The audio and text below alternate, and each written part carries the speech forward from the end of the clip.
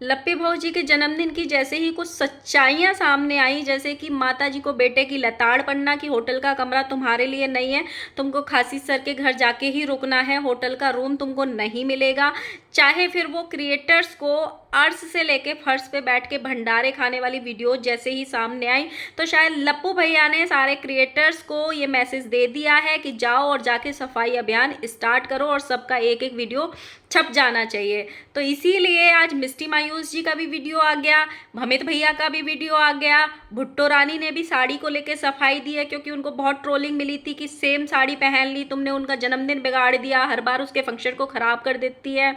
चाहे फिर वो राजमाता की वीडियो भी आ गई है अब अंकल को साथ में बिठा के कि भाई इतने कम की तैयारी करी थी, वहाँ तो 4-5 हज़ार लोग पहुँच गए थे।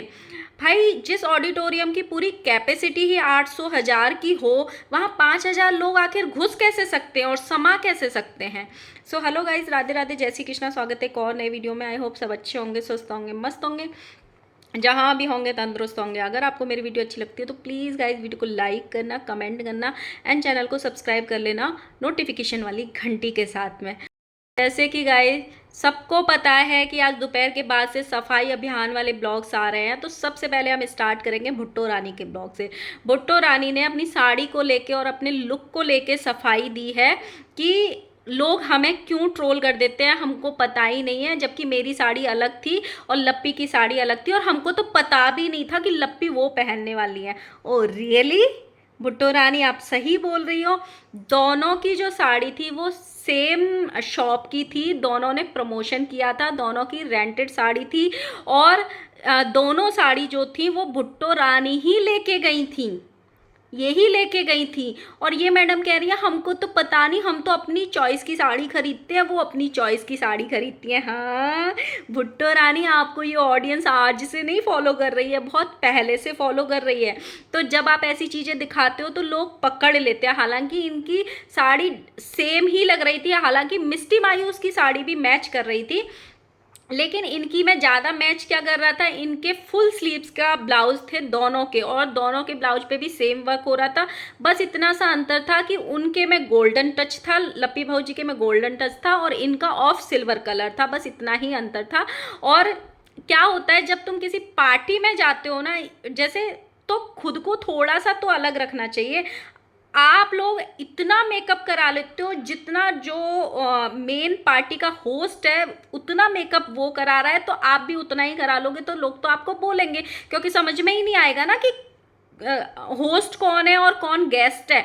अभी वहाँ पे मनोज डे की वाइफ भी आई थी, मनोज डे भी आए थे, मनोज डे की वाइफ ने तो पुट्टी नहीं लगवाई मेकअप आर्टिस्ट से, वो तो एकदम सिंपल थी, समझ में आ रहा था कि वो वहाँ पे गेस्ट बन के आए। जबकि सबसे ज़्यादा जो यंग एज के लड़के दिखाई दे रहे थे, वो ज़्यादातर फैंस जो आए थे वहाँ पे, सबसे ज़्यादा मनोज डे से मिलने वाले लोग थे।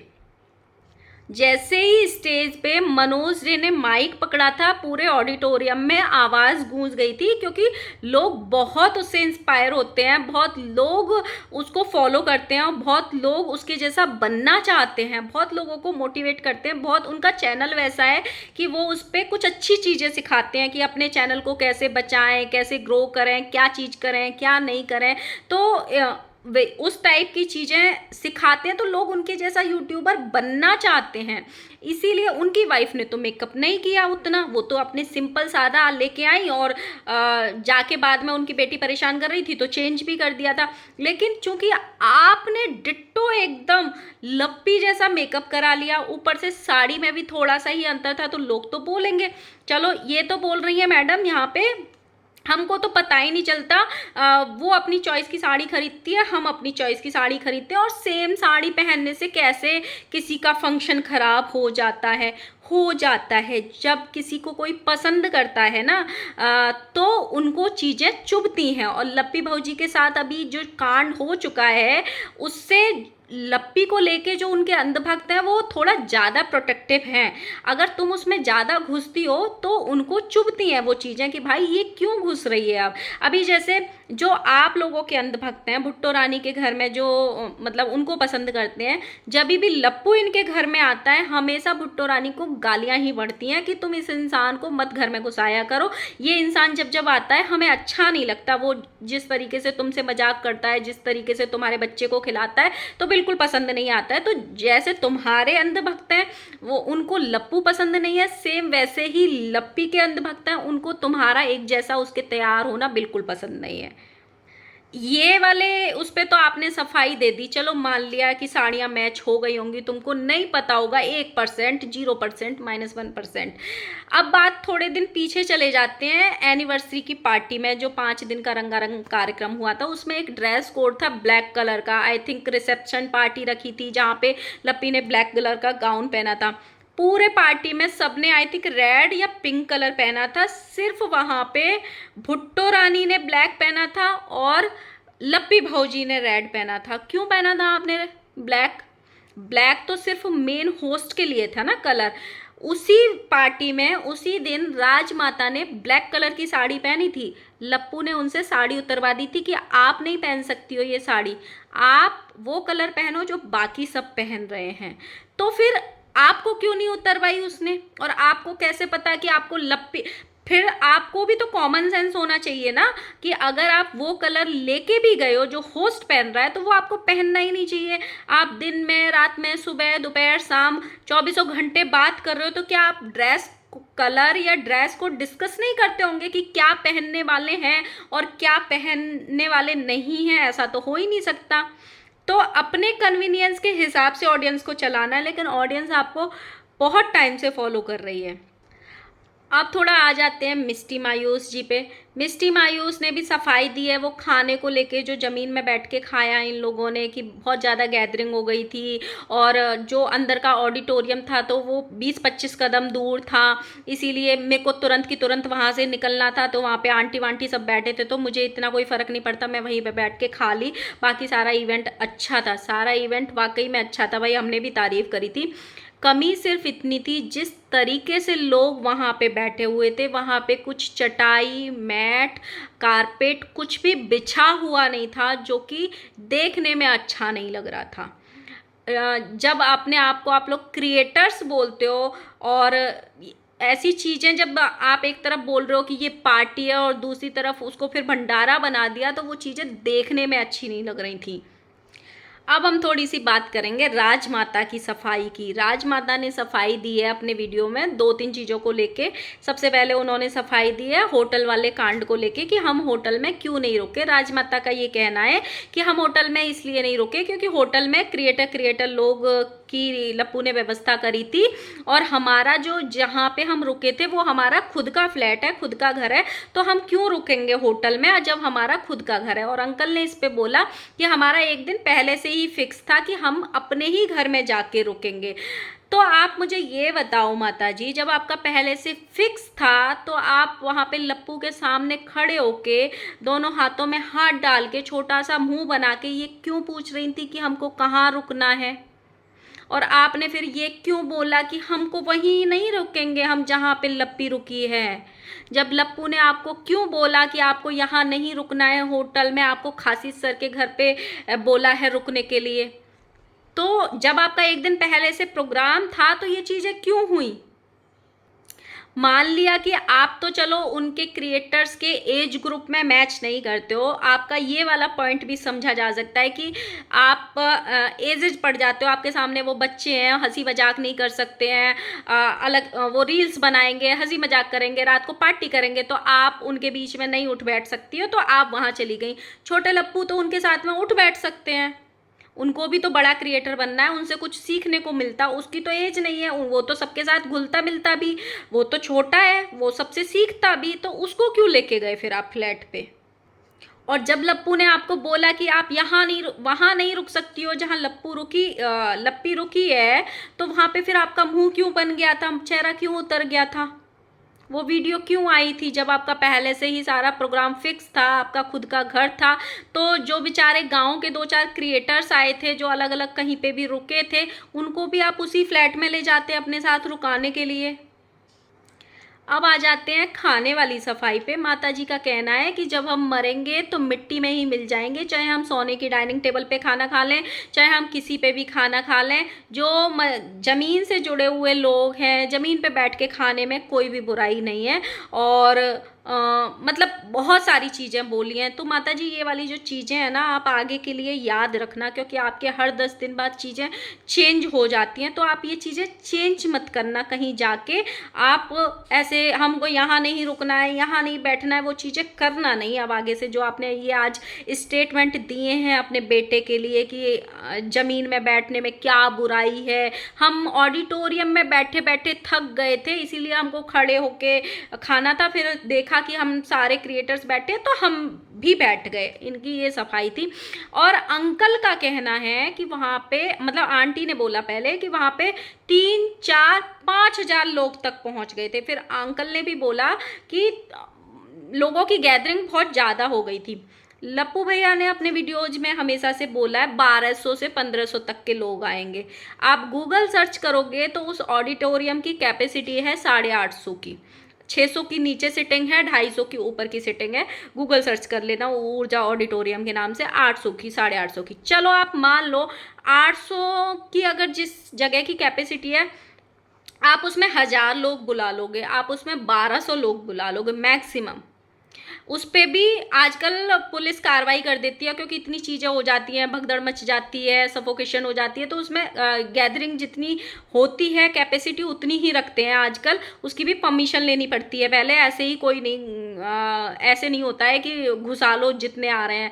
अब आप सोचो, चलो 800 की कैपेसिटी में 1200 लोग आ गए होंगे। कोई ये बिलीव कर सकता है कि 800 की कैपेसिटी वाले ऑडिटोरियम में 5000 लोग समा जाएंगे और भगदड़ नहीं मचेगी?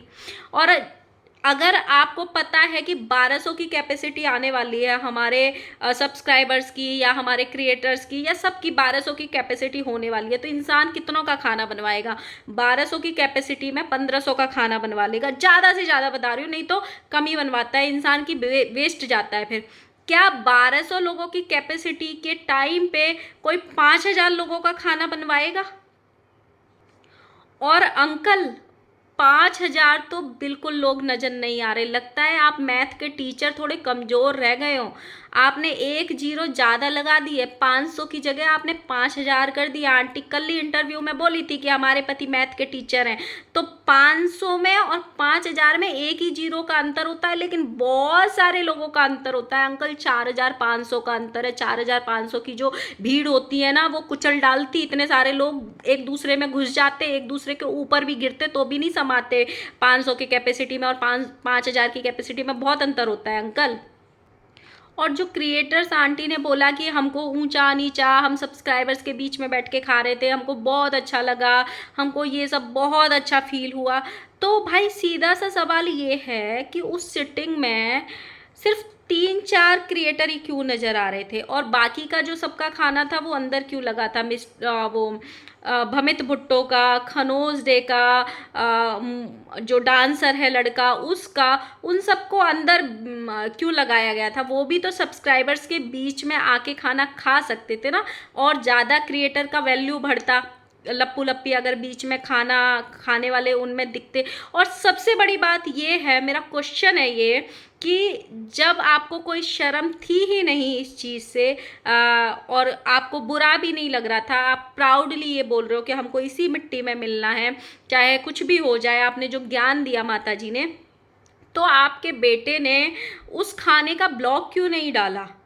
आपने उस खाने का, या खाने पे जो भी चल रहा था, कैसे आपने खाना खिलाया, उसका ब्लॉग क्यों नहीं डाला? छोटे लप्पू ने क्यों नहीं डाला? मतलब इनके घर में कितने सारे टोटल अगर लगाए जाए तो सिर्फ पार्टी पार्टी के ही 50 ब्लॉग आ गए होंगे सारे चैनल पे। क्या सच्ची बताना किसी ने भी खाने का ब्लॉग डाला? इनके जो अनफिल्टर्ड वीडियोस होते हैं फेसबुक पे, इन्होंने कहीं पे फेसबुक तक पे भी एक छोटी सी रील तक शेयर नहीं करी है खाने वाली जगह की। वो रील्स कहाँ आई हैं? दूसरे दूसरे क्रिएटर्स के यहाँ पे आई हैं, इनके यहाँ पे कहीं भी नहीं आई। तो जब आपको कोई शर्म थी ही नहीं तो भाई आपने ये चीज़ें छुपाई क्यों? आपको तो प्राउडली दिखानी चाहिए थी ना अपने वीडियोज़ में। साथ में आंटी ने ताना मार दिया है और क्रिएटर्स को बोल रही है, आंटी इस बार हमारे लप्पू ने किसी भी ऐसे क्रिएटर को नहीं बुलाया था जो खा के चले जाएं और बाद में बुराई करें।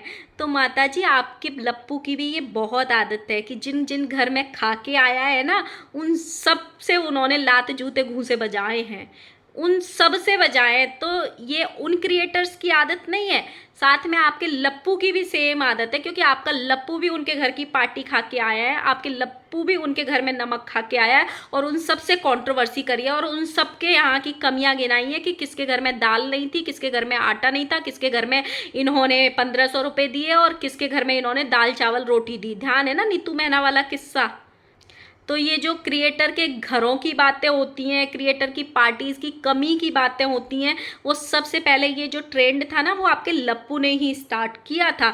अपने कन्वीनियंस के हिसाब से बातों को मत घुमाया कीजिए आंटी कि आज आपकी चीज़ें सामने आ रही हैं तो आप उनकी सफाई देने आ रही हो, जब किसी दूसरे का आएगा तो आप चौड़े होके आते हो। आंटी ने ये भी बोला अब हमारी बहू के बारे में चाहे कोई कुछ भी बोले हमें घंटा फर्क नहीं पड़ता।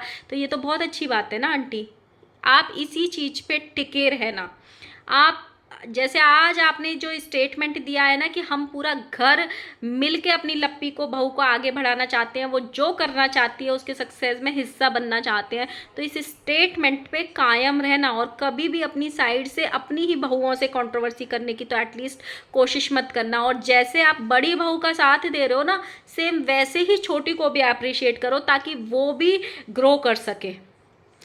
भमित भैया का भी वीडियो आया है लेकिन वो मैंने अभी तक देखा नहीं है, उन्होंने भी इस पार्टी को लेके कुछ सफाई अभियान चलाया है। मुझे लगता है लप्पू भैया ने सबको एक बार में ही डंडा दे दिया है कि एक एक वीडियो सबको छाप देनी है। जो खाने वाला जो ठगुनिया ने सबसे पहले वीडियो डाल दिया है वो सबको सफाई करनी है अब, नहीं तो अगर खाना अच्छा होता और बैठने की अच्छी सिटिंग होती तो सबसे पहला ब्लॉग किसका आता?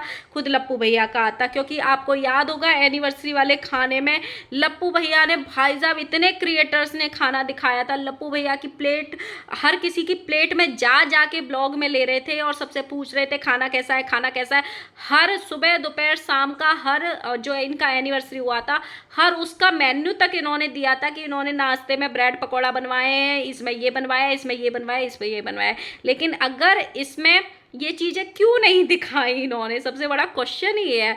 तो भमित भैया के वीडियो पे हम कल बात करेंगे। भमित भैया ऑब्वियसली ज्ञान देने आए होंगे क्योंकि उनका ज्ञान खुद के घर में नहीं चलता है, सिर्फ यूट्यूब की जब ऑडियंस के लिए चलता है।